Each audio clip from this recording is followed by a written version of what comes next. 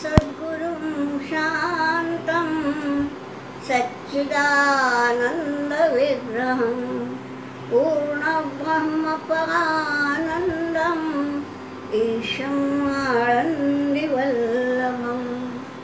गोविन्ददेवं वतिनां वरिष्ठं लब्धप्रतिष्ठं हरिभक्तिनिष्ठं ज्ञानेकगण्यं कृतभूरिपुण्यं विद्वद्वरेण्यं सततं स्मरामि मनसा स्मरामि। 18वें अध्याय के 8वें श्लोक तक हम कल पहुँचे थे और उसमें ये बतलाया था कि त्याग पहले ही बता दिया था कि त्यागो ही पुरुष व्याघ्र त्रिविध संप्रकीर्तितः, ये तो पहले ही बता दिया था। उसके बाद ये जो त्रिविध त्याग है उसमें से तामस और राजस त्याग का विवेचन कल हो चुका था। आज हम देखेंगे कि सात्विक क्या होता है, सात्विक त्याग कैसा होता है। सत्व गुण युक्त त्याग का अभी शुरुआत करेंगे। तो यह है 9वां श्लोक। कार्यमित्येव यत्कर्म नियतं क्रियते अर्जुन संगं त्यक्त्वा फलं चैव सत्यागः सात्विको मतः। सत्यागः सात्विको मतः, उस त्याग को सात्विक माना गया है। वो कैसा कि कार्यम इत्येव यत् कर्म क्रियते, मुझे करना है, कार्य है। कार्य ये जहाँ आता है इसका मतलब होता है के लिए योग्य, जैसे खाद्य यानी खाने के लिए योग्य, पेय यानी पीने के लिए योग्य, वैसे ये कार्य यानी करने के लिए योग्य। तो ये मेरा कार्य है यानी मेरे द्वारा संपन्न होना ही चाहिए। इति एव, यही समझकर, कार्यम इत्येव, मुझे करना ही है, ये सोचकर, यत् कर्म नियतम क्रियते, जो काम नियत रूप से किया जाता है।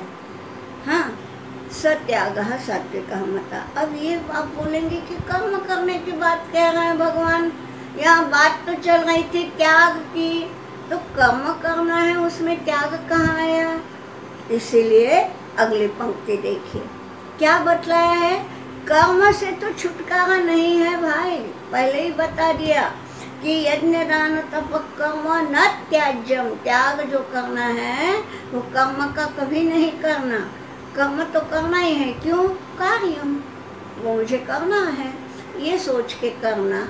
किंतु संगम त्यक्त्वा फलम चैव, त्याग यहाँ है, संग और फल दोनों को त्याग करके, त्यक्त्वा, हाँ क्या है? संग, संग का मतलब तो आप जानते हैं, आसक्ति। कर्म करना है पर आसक्त होकर नहीं, कर्म में भी आसक्ति ना हो, करना है बस, ये सोच कर जो किया जाता है। और फल, मैं ये कर्म कर रहा हूँ, इसका मुझे रेम्यूनरेशन मिलना चाहिए या मुझे धन्यवाद मिलने चाहिए, कुछ भी नहीं, फल भी नहीं, फल की आकांक्षा त्याग करके, यही तो बता दिया है दूसरा अध्याय में ना। तो संगम त्यक्त्वा फलम चैव, यानी कर्म तो करना है, नियत कर्म, किंतु नियत कर्म में क्या क्या त्यागना है? एक तो स्वार्थ त्यागना है, इससे मुझे कुछ प्राप्त हो, ये बात त्यागनी है। दूसरा क्या त्यागना है? मोह को त्यागना है। मोह का मतलब होता है विवेक छोड़ देना। अब वो विवेक छूटना यानी क्या कि उसी में हम लिपटे रहते हैं बस, बाकी कुछ नहीं। तो वैसा नहीं, मोह का त्याग, स्वार्थ का त्याग और फल का त्याग, ये जो है, किंतु कर्म से छूटना नहीं, ऐसे त्याग को सात्विक बोला गया है। ठीक, तो यहाँ 3 प्रकार के त्यागों का विवेचन हो गया है। उसके बाद क्या बतलाया? पूरा नहीं हुआ है विवेचन, त्याग और भी है। कैसा है देखिए, अगले इसमें आता है, न द्वेष्ट्य कुशलं कर्म कुशलेनानुषज्यते त्यागी सत्व समाविष्टो मेधावी छिन्न संशयः। ऐसा त्यागी मेधावी कहा जाता है। मेधावी का अर्थ आप जानते हैं, मेधावी यानी बुद्धिमान। तो ऐसे त्यागी को बुद्धिमान त्यागी बोला जाता है। कौन सा? न द्वेष्टि अकुशलम कर्म। देखिए, कर्म करना है पहले ही बता दिया। अब कर्म करने से ये भी होता है कि न द्वेष्टि अकुशलम कर्म, मुझे तो ये काम बहुत अच्छा आता है, फलाने को नहीं आता यानी उसको तुच्छ समझा, ये एक बात। या अकुशल करता है तो भी वो आगे निकल गया और मैं कुशल कर्म कर रहा हूँ, फिर भी मैं जो का त्यों हूँ, ये सोचना, ये द्वेष भावना है। और मुझे आता है, अंके को नहीं आता, ये सोचना तुच्छ भावना है। तो ये दोनों को इसीलिए बोला है न द्वेष्टि अकुशलम कर्म। द्वेष भावना का त्याग, तुच्छता निरक्षक भावना का त्याग, ये भी त्याग में, सात्विक त्याग में समाविष्ट है। ठीक। फिर कुशले न अनुषज्यते। अनुषज्यते माने संग होना, आसक्त होना। कुशल कर्म करना है मैं या दूसरा कोई, उसी में आसक्त हो जाना। मुझे ऐसे कोई बड़े अच्छे भक्त मालूम है। देखिए, जब वो पूजा करके उठते हैं, आप देखिए इतनी सुंदर मनमोहक पूजा होती है, देखते रह जाइए। हार बड़ा सुंदर किया हुआ, सजावट सुंदर की हुई, सुगंध अच्छा है, सामने मिष्ठान्न का भोग लगा हुआ है, बहुत ही सुंदर।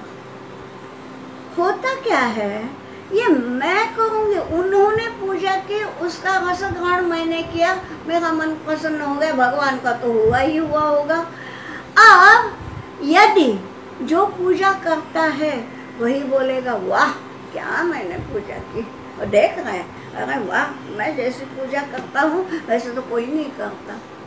अब क्या हुआ, पूजा तो बड़ी अच्छी की, परंतु स्वयं की कुशलता पर स्वयं ही मुग्ध हो गए, है ना। यानी क्या हुआ, कुशलता में उनकी आसक्ति बढ़ गई, भगवान रह गए एकदम। मैंने कितनी अच्छी पूजा की, किसको हमने फोकस किया, कुशलता को। पूजा कितनी सुंदर की, सुंदर की यानी कुशलता से की। मैंने रंगोली कितनी अच्छी निकाली, तो ये जो है कुशलता, कुशलता में ही जो आसक्त हो गया, वो भगवान से उतना ही दूर हो गया। इसलिए भगवान क्या कहते हैं, न द्वेष्टि अकुशलम कर्म।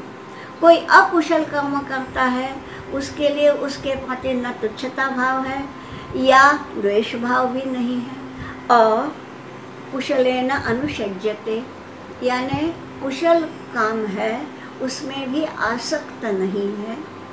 तो ये आसक्ति का त्याग है, द्वेष भावना का त्याग है। ये त्याग जो है ना, ये बड़ा सात्विक त्याग है। तो ऐसा त्यागी क्या बतलाया है, सत्व समाविष्टो। इसको सात्विक त्यागी क्यों बोला है, सत्व समाविष्ट है, उसके भीतर सत्वगुण समाविष्ट है। सत्वगुण यही तो है, निश्चल रहिए, प्रसन्न रहिए और किसी प्रकार के दुर्भावना को या विकारों को मन में स्थान ना दीजिए। तो गुलाब राम महाराज कहते हैं कि धर्म की परिभाषा क्या, उन्होंने ऐसा नहीं कहा कि जो प्रार्थना करता है या पूजा करता है वही धार्मिक है, या जो मस्जिद में जाके अजान करता है वही धार्मिक है। नहीं, ये सब बाह्य विधि हैं, रिचुअल्स, ये धर्म नहीं है। गुलाब राम महाराज कहते हैं कि सत्व गुण यही धर्म है। और जब सारे दुनिया छोड़िए, पर हमारे सारे भारतवर्ष में यदि सत्व गुण फैल जाए तो देखिए ना, जो हम आजकल पढ़ते हैं ना इसमें वार्ता पत्रों में, समाचार पत्रों में, कि खून हुआ और डाका हुआ और बलात्कार हुआ, और ये सब होगा ही नहीं यदि सत्व गुण सब जगह आ जाए। इतनी अच्छी भावना है।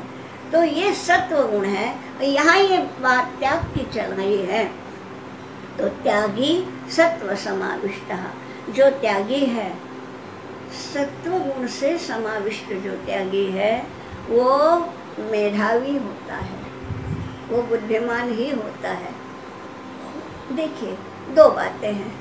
हम कहेंगे कि जो बुद्धिमान होगा वही सत्व गुण का चिंतन करेगा और वो ऐसा करेगा। उल्टा भी हो सकता है, खास बुद्धिमान नहीं है परंतु सत्व गुण का आश्रय ले लिया। सत्व गुण के कारण, सत्व गुण का ये है ना प्रकाश ज्ञान, तो सत्व गुण का आश्रय ले लिया, यानी आचरण सात्विक रखा, तो धीरे धीरे बुद्धि के भी पर्दे हट जाते हैं। तो इसलिए बतलाया है कि सत्व समाविष्ट त्यागी, त्याग की ही चर्चा चल रही है, सात्विक त्याग की।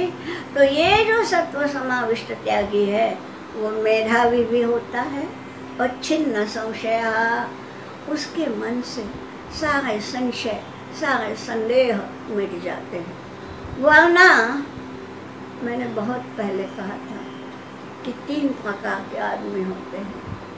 कोई तो बस भोग को ही सब कुछ मानते हैं, मुझे अच्छा चाहिए, वो देहवादी है। कुछ उससे ऊपर तो है परंतु मन में संदेह ही है, अरे कुछ क्या रखा है गीता पढ़ने में, उससे क्या होगा, क्या फायदा। ये जो है ये संदेहवादी है, यानी केवल भोग नहीं सोचते, कुछ पढ़ूं लिखूं ये भी सोचते हैं, परंतु क्या पढ़ना ये नहीं समझ में आता। मैं उपन्यास पढ़ूं या भागवत पढ़ूं, तो यहाँ वो बोलते हैं भागवत में क्या धरा है, उपन्यास पढ़ लेता हूँ। तो ये जो है वो संदेहवादी है। बिरला कोई होता है हजारों लाखों में एक जो विदेहवादी होता है। तो देहवादी, संदेहवादी, विदेहवादी, ये जो 3 है ना, उसमें ये जो सात्विक त्यागी है वो छिन्न संशय है, इसका मतलब वो विदेहवादी है। उसको किंचित भी संदेह नहीं है कि सत्व गुण जो है वो अच्छा ही करेगा। हो सकता है कि उसके जीवन में सत्व गुण का आचरण करते हुए भी कुछ संकट आ जाए, आ सकते हैं, कुछ बीमारी से ग्रस्त जाए, आ सकते हैं, कोई अपघात हो जाए, हो सकता है, परंतु वो बोलता है नहीं, अंत में सब ठीक ही होगा, कुछ तो भी लीला है। इससे होता क्या है, संदेह नहीं है उसके मन में, श्रद्धा उसकी अटूट है, छिन्न संशय, ये सात्विक होता है। क्या बतला है, न द्वेष्टि अकुशलम कर्म कुशले न अनुसज्जते। और सत्व समाविष्ट जो त्यागी है वो अंत में मेधावी भी होता है, संशय मुक्त भी हो जाता है, और इसी को सात्विक त्याग कहते हैं। त्याग की ही चर्चा आगे चल रही है। क्या बोलते हैं, नहीं देहभूता शक्यम त्यक्तुम कर्माण्यशेषतः यस्तु कर्म फल त्यागी सत्यागीत्यभिधीयते। यहाँ तो परिभाषा बना दी, सत्यागी इति अभिधीयते, उसको नाम है त्यागी, अभिधीयते यानी कहा जाता है, उसी को त्यागी कहा जाता है। किसको, यस्तु कर्म फल त्यागी, जो कर्म करता है किंतु उसके फलों का त्याग करता है। ये कर्म करने से मुझे कुछ लाभ होगा, ये भावना नहीं है।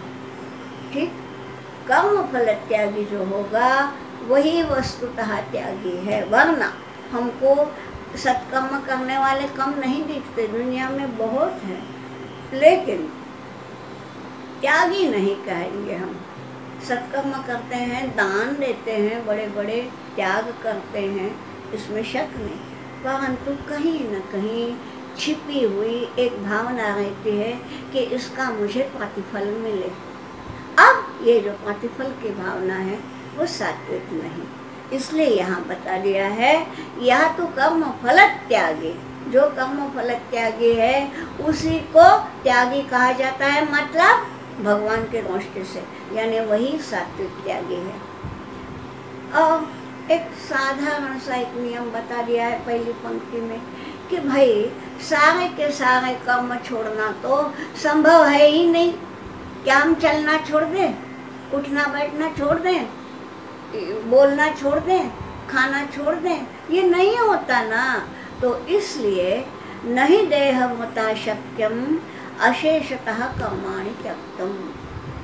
जो देहभूत है, भूतधारी, देहभूत है यानी देहधारी है, तो जो देहधारी है, मनुष्य का देह हमने धारण कर लिया है, तो इस मनुष्य के देह को जो चाहिए, 2 समय अन्न चाहिए, पीने को पानी चाहिए, थोड़ा सा रात के समय विश्राम चाहिए, ये देह की मांग है, आपकी नहीं, आत्मा की मांग नहीं है ये, परंतु देह है ना, देह मांगता है।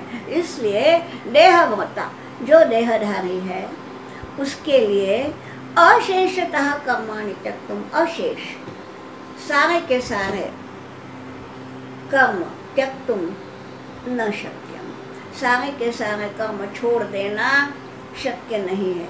भले ही बोलना छोड़ दे, मौनी बाबा रहते हैं बहुत, रमण महर्षि ने तो कितने वर्ष तक मौन किया था, बिना बोले रह सकते हो, परंतु बिना सोचे नहीं रहते, सोच आती है, खाना खाना ही पड़ता है।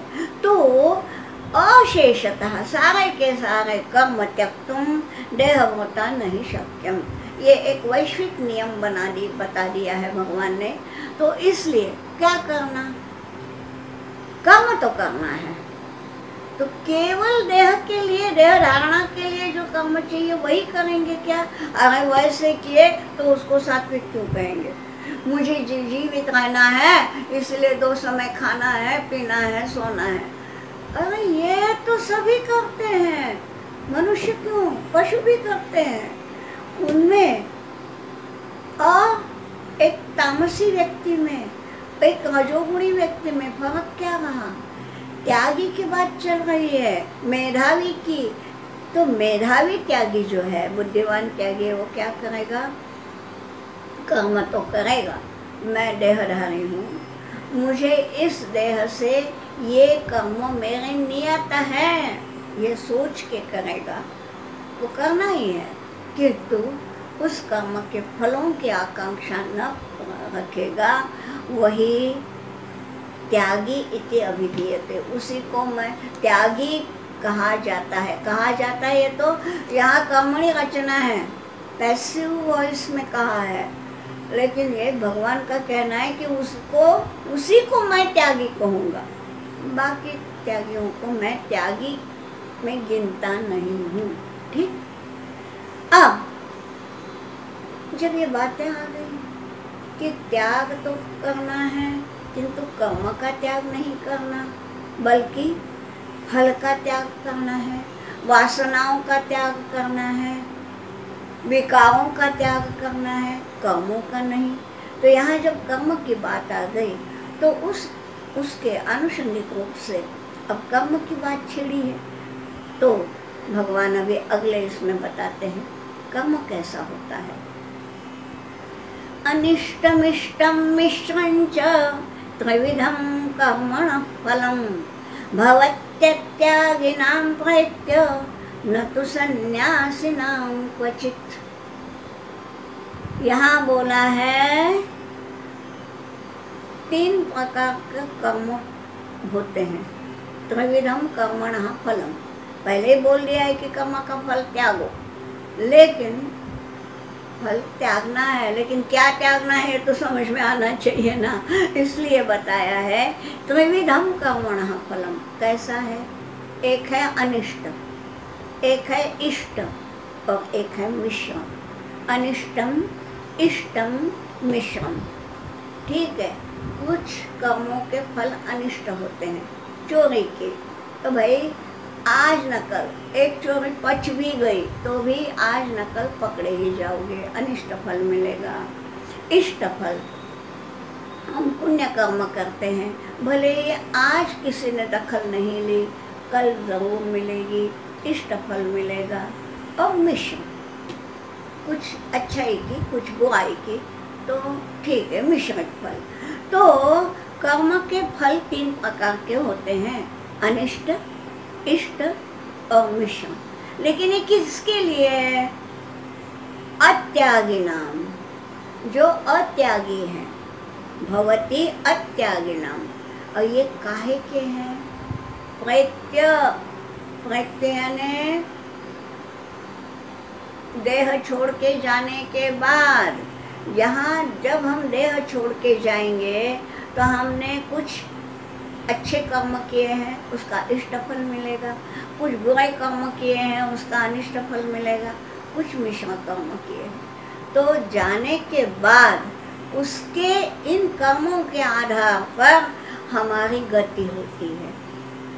अच्छे कर्म किए हैं स्वर्ग मिलेगा, बुरे किए हैं नरक मिलेगा, मिश्र किए हैं तो पुनर्जन्म है ही, मतलब आना ही। खैर पुनर्जन्म तो उन्हें भी है, स्वर्ग में गए हैं उन्हें भी कभी न कभी आना ही है, लेकिन उनको बहुत दिन तक स्वर्ग में रहने को मिलता है। ये जो बात है ये किसके लिए है? जो अत्यागी हैं, भवती अत्यागी नाम प्रैत्य, यानी देह छोड़ने के बाद उन लोगों को जो अत्यागी हैं उनको 3 प्रकार के फल मिलते हैं, अनिष्ट, इष्ट, मिश्र। किंतु जो सन्यासी हैं उनको ये सब कुछ नहीं। याद कीजिए, शुरू में अर्जुन ने क्या पूछा था कि मुझे त्याग और संन्यास तत्वम इच्छामि वेदितुम, उसका तत्व मुझे बताओ। अभी तक त्याग की बातें हो गई, अब संन्यास की बात करते हैं।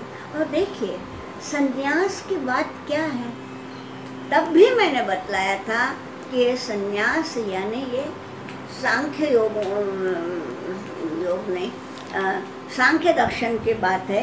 कवयो विदुः, संन्यासम कवयो विदुः, ये जो बतलाया है कि काम्यानाम कर्मणाम न्यासम संन्यासम कवयो विदुः, कि जो कवि हैं यानी जो बुद्धिमान है, और बुद्धिमान है यानी सांख्य दर्शन वाले।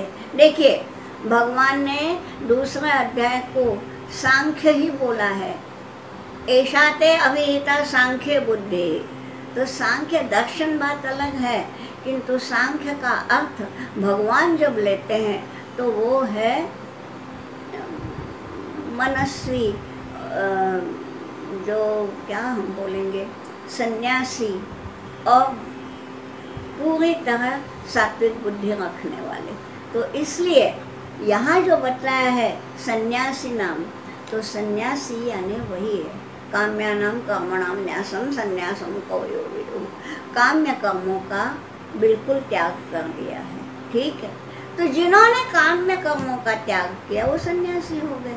अब वो उनको ये त्रिविध फल थोड़ी मिलने वाले हैं, उनको एक ही फल मिलेगा। अच्छा, उनको न अनिष्ट फल मिलेगा न मिश्र फल मिलेगा, तो उनको अच्छा ही मिलना है।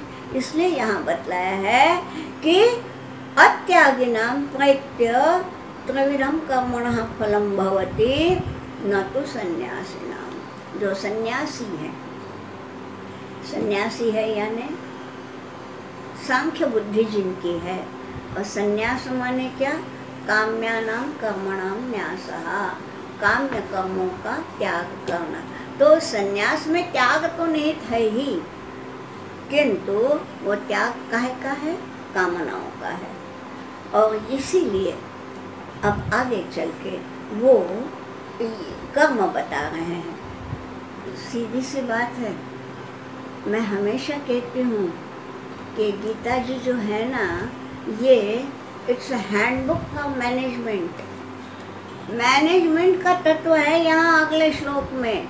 ये बोलते हैं कि कोई भी कर्म करो जी, अच्छा करो, बुरा करो, साधारण करो, मिश्र करो, कैसा भी, कोई भी कर्म यदि करना है तो उसके लिए 5 चीज़ें आवश्यक हैं।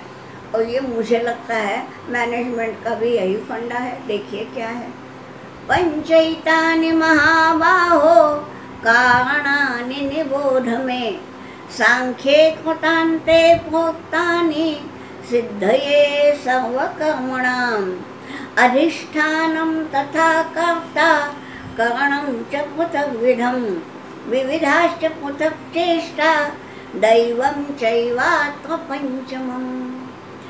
2 श्लोक इकट्ठे इसलिए पढ़े, वस्तुतः दोनों वाक्य अलग हैं। हर श्लोक में वाक्य तो पूरा हुआ है, लेकिन उनका अर्थ जो है वो संलग्न है, इसलिए बता रहे। भगवान कहते हैं कि 13वां श्लोक पहले ले, सर्व कर्मणाम सिद्धये, सारे कर्म तो करने हैं, और सर्व कर्मणाम सिद्धये, यहाँ सर्व कर्म बोला है, केवल सात्विक या अच्छे कर्म नहीं बोला है। कुछ भी कर्म करो तो सर्व कर्मणाम सिद्धये।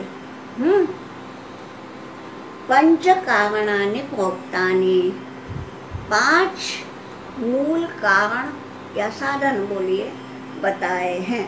ठीक है, कहाँ है प्रोक्तानि, यानी कही गई हैं। तो किसने कही? सांख्य, सांख्य दर्शन या सांख्य विचारधारा में ये कहा गया है। ठीक है, कब कहा? कृतान्ते, कृतयुग जो हुआ, सत्ययुग, हमको मालूम है ना 4 युग होते हैं, हमारा कलयुग तो चौथा है। तो जो पहला युग था उसे कई लोग सत्य युग कहते हैं, कई लोग कृतयुग कहते हैं। तो यहाँ कृतान्ते, कृतयुग के अंत में, यानी कृतयुग समाप्त हुआ और त्रेता युग का प्रारंभ हुआ। उस समय में प्रारंभ नहीं हुआ है, किंतु कृतयुग समाप्ति में आया था। उस समय सांख्यों ने, अब आप अगर बोलेंगे सांख्य दर्शन, तो भाई सांख्य दर्शन वाले जो कपिल मुनि हैं वो तो त्रेता युग में हुए। अब ये कृत युग में बतलाया है। इसका मतलब ये है कि ये सांख्य यानी दर्शन नहीं बोल रहे हैं भगवान, एक विचारधारा, श्रद्धानिष्ठ बुद्धिनिष्ठ विचारधारा।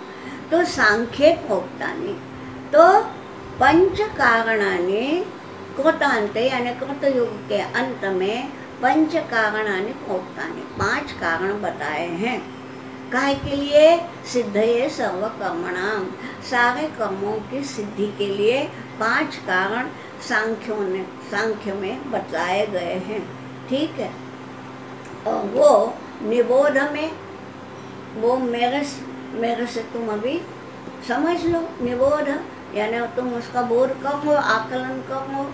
और यहाँ जानबूझ करके महाबाहो बोला है अर्जुन को। क्यों? इतने सारे बुद्धि का बोझ झेलना महाबाहु होने के सिवाय नहीं हो सकता। अर्जुन, तुम में क्षमता है, तुम महाबाहु हो।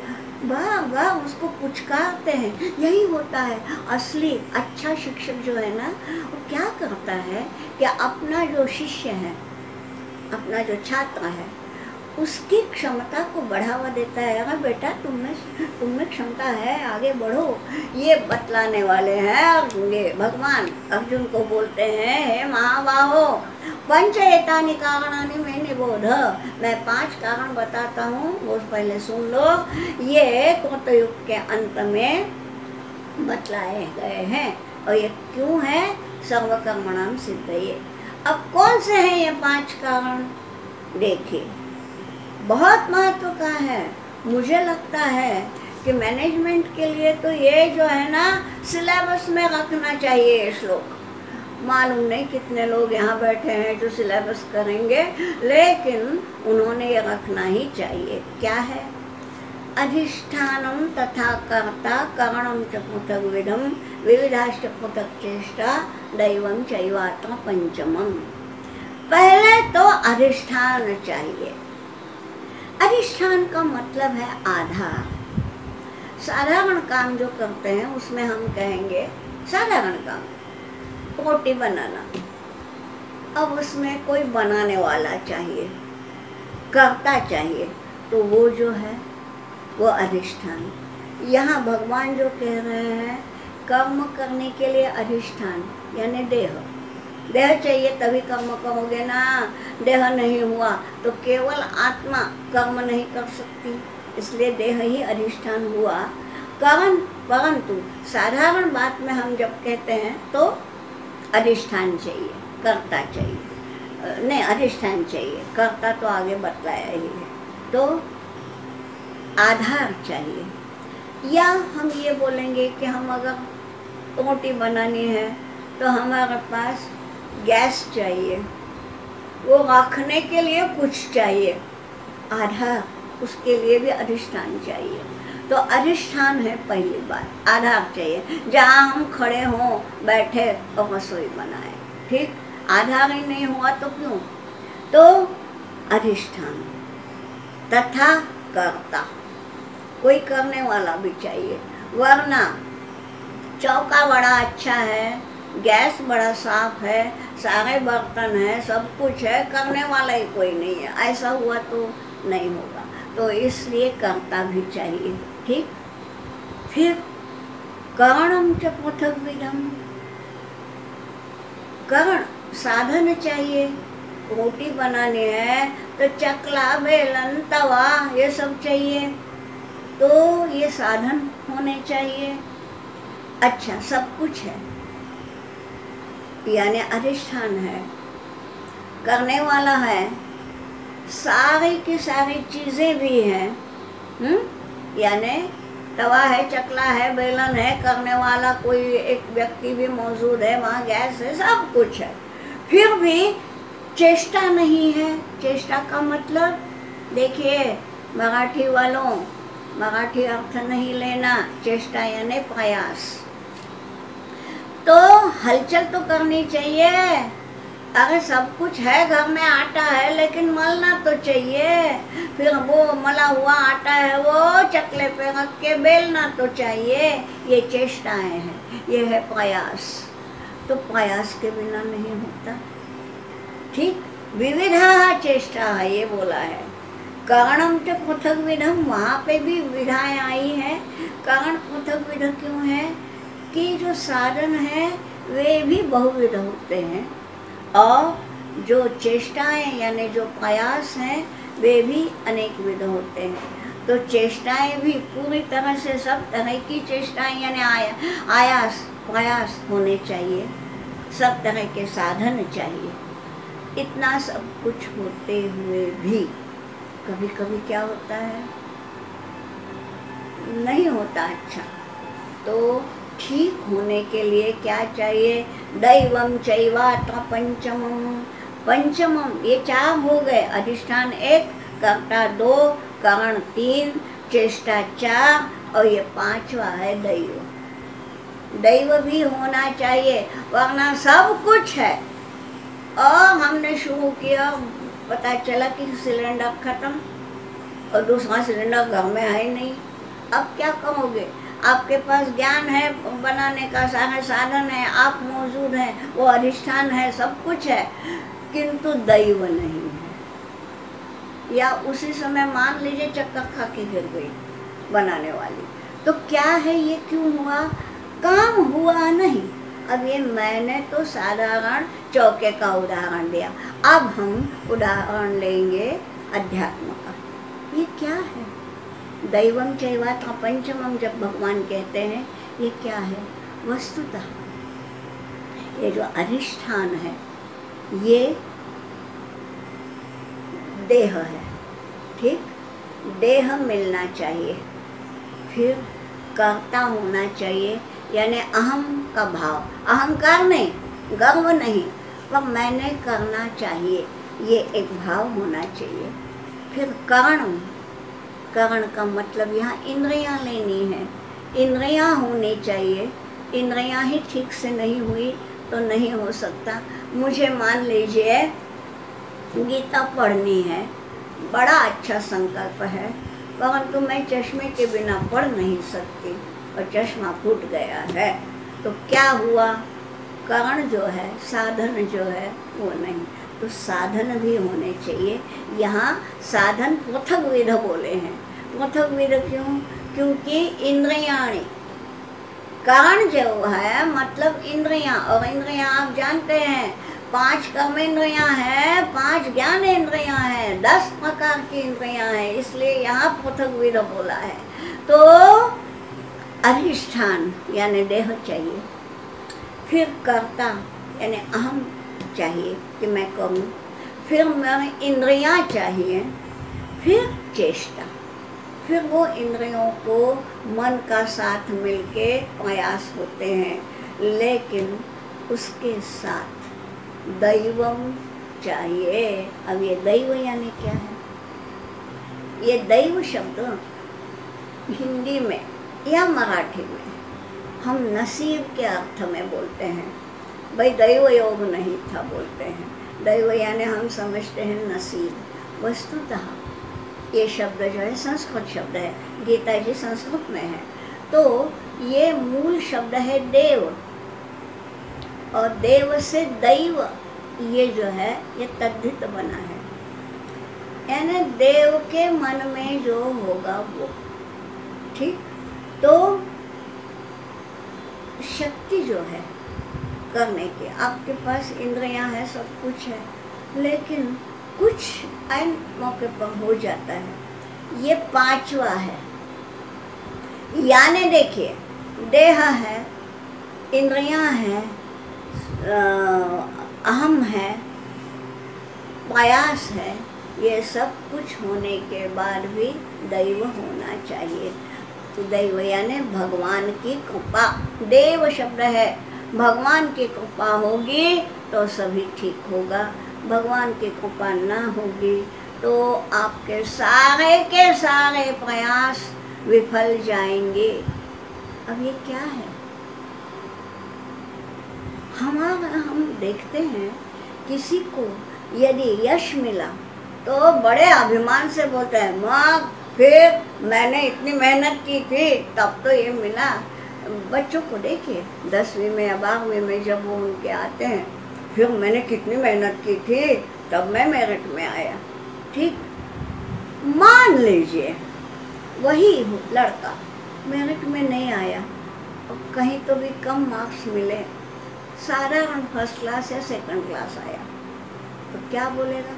हाँ मैंने तो इतनी मेहनत की थी, पता नहीं वो ठीक से जांचा नहीं होगा।